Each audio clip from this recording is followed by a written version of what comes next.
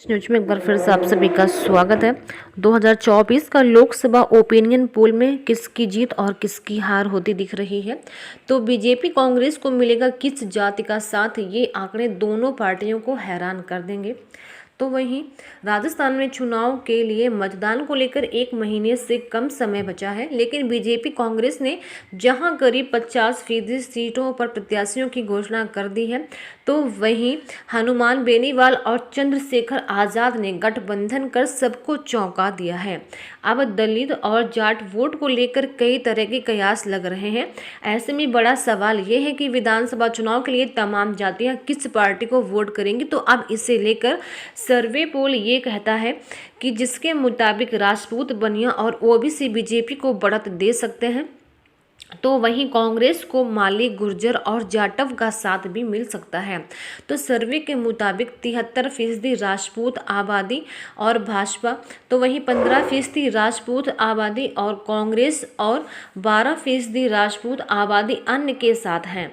तो जबकि 64% बनिया वोटर बीजेपी हैं और 20% कांग्रेस के साथ दिख रहे हैं, जबकि 16% बनिया वोटर्स दोनों ही दलों को वोट नहीं करना चाहते हैं। तो इसके अलावा जाट एक बजा तबका बीजेपी के साथ दिखाई दे रहा है और 44% जाट मतदाताओं ने बीजेपी और 24% ने कांग्रेस को अपनी पसंद बताया है। तो ऐसे ही गुर्जर में 27% बीजेपी, 63% कांग्रेस, माली में 84% कांग्रेस और 12% तबका बीजेपी के साथ है। जबकि बात ओबीसी वोट की करें तो यहाँ भी बीजेपी बाजी मारती हुई दिख रही है। तो 45% ओबीसी बीजेपी और 42% ओबीसी कांग्रेस को वोट कर सकते हैं। तो साथ ही 65% मीना बीजेपी और 18% मीना की पसंद कांग्रेस है। तो सर्वे में यही सामने आया है कि भील समाज का 32% तबका बीजेपी और 46% कांग्रेस के साथ खड़ा है। तो वहीं अहम सवाल मुस्लिम समुदाय को लेकर है।